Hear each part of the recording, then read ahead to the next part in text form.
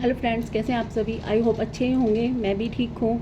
मैंने अपना एक चैनल स्टार्ट किया है आज से, इसमें फ़र्स्ट वीडियो डाला है। मैं थोड़ा सा आपको अपने बारे में बताना चाहती हूँ, थोड़ा सा इंट्रोड्यूस कराना चाहती हूँ कि मैं कौन हूँ, कहाँ से हूँ, मेरी फैमिली में कौन कौन है। मैं इस चैनल पर अपने पर्सनल थॉट्स जो मैं जो करती हूँ अपनी लाइफ में, कैसे मैं अपनी फैमिली को संभालती हूँ, मेरी फैमिली में कौन कौन है, आइए थोड़ा सा मैं आपको अपने बारे में बताती हूँ।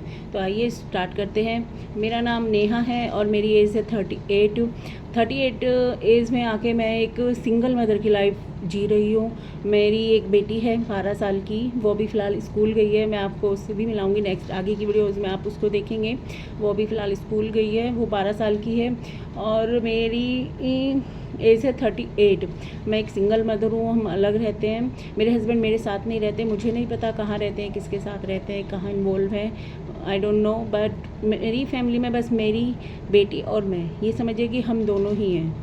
और मेरे फ़िलहाल माता पिता भी नहीं हैं। मेरी मम्मी का देहांत करीबन 10-11 साल हो गए, तब मम्मी ख़त्म हो गई थी। और अभी हाल ही में मेरे फादर भी ख़त्म हो गए हैं। मेरे पास ना मम्मी है, ना पापा, कोई नहीं है मेरे साथ, ना मेरे हस्बैंड, ना मेरा भाई।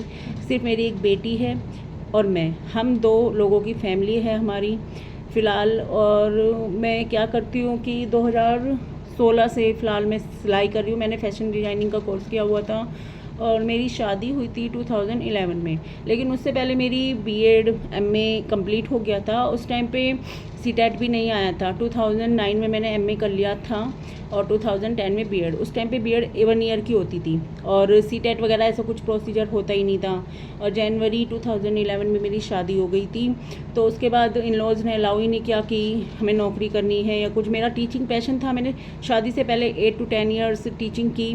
बट मुझे था, मैंने तभी बीएड किया कि मैं टीचिंग करूँगी आगे, कंटिन्यू परस्यू में थी। लेकिन इन लॉज ने कहा नहीं, हमें नौकरी नहीं करानी, हमें ज़रूरत नहीं है। ठीक है, मैंने सोचा कोई बात नहीं, अगर फाइनेंशियली कोई प्रॉब्लम नहीं है और घर की सोच है कि हमें नौकरी नहीं करानी तो ठीक है, कोई बात नहीं। मैंने नौकरी कंटिन्यू नहीं की, अपनी फैमिली को संभाला, अपने घर को संभाला, इन लॉज को संभाला। पूरी जॉइंट फैमिली थी हमारी, कम से कम 15 मेम्बर्स की, मैं उसमें रही, सबको संभाला, सब कुछ किया। लेकिन कुछ हालात ऐसे बने, कहते हैं ना, जब हम सफ़र साथ है तो सब कुछ होगा, लेकिन जब समझने वाला ही साथ नहीं है तो कोई साथ नहीं देगा, हम ही गलत ठहराए जाएंगे। तो अब इस मोड़ पे आके 13 ईयर्स हो चुके हैं। मुझे लग रहा है अपनी पढ़ाई को कंटिन्यू करना चाहिए। अपने लिए स्टैंड लिया मैंने, अपनी बेटी के लिए। जो जीवन मैंने जिया, मैं चाहती हूँ उसे कोई भी प्रॉब्लम फेस ना करनी पड़े आगे लाइफ में। मैं इस सब से आगे निकलना चाहती हूँ। मैंने एमए कर लिया था, बीएड अभी मैंने सीटेट के लिए फॉर्म फिल किया है और DSSB के लिए भी मैंने कोशिश की है, फॉर्म फिल कर दिया है। लेकिन मेरा फर्स्ट टाइम है, इतना टाइम हो चुका मुझे अपनी स्टडीज़ को छोड़े हुए। कुछ भी मतलब जीरो से स्टार्ट करना पड़ेगा, या आप ये समझ लीजिए मुझे जीरो से सब कुछ छूट चुका है। 13 साल हो चुके हैं। 2011 में मेरी शादी हुई थी, तब से लेके मैंने आज तक कुछ नहीं किया है। 24 है, अब सीटेट मेरा फर्स्ट टाइम होगा, फर्स्ट अटैम्प्ट देने जा रही हूँ मैं जुलाई में, 7 जुलाई 2024। देखते हैं क्या रिजल्ट आता है। लेकिन मैंने पढ़ाई शुरू कर दी है। और DSSB में अब एज क्राइटेरिया काफ़ी बढ़ा दिया है। जनरल कास्ट में, एक जनरल कास्ट में हूँ तो उसमें 40 एज कर दी है लड़कियों की। तो अभी मैं बिलो हूँ, 30 एज मेरी एज है। तो मैंने DSSB TGT इंग्लिश और TGT SST का भी फॉर्म फिल किया है। देखते हैं उसमें, लेकिन कहते हैं कोशिश करने वालों की कभी हार नहीं होती, करते रहेंगे ट्राई। आज नहीं तो कल ज़रूर होगा, कोशिश तो करनी होगी। और अब बात आती है कि अगर मैं एक सिंगल मदर हूँ तो अपने घर के खर्चे कैसे चलाती हूँ। अब तक मैंने कोई जॉब नहीं की शादी के बाद, टीचिंग पैशन मैंने छोड़ दिया, ना प्राइवेट स्कूल में की, कोई नहीं की। लेकिन उसके साथ साथ ये है कि मैंने 10th क्लास में एक सिलाई का डिप्लोमा ले लिया था, मम्मी ने करा दिया था तब कि इमरजेंसी में क्या तो अपने घर की कर लेगी, अपनी सिलाई तो तेरे को आनी चाहिए, तब करा दिया था।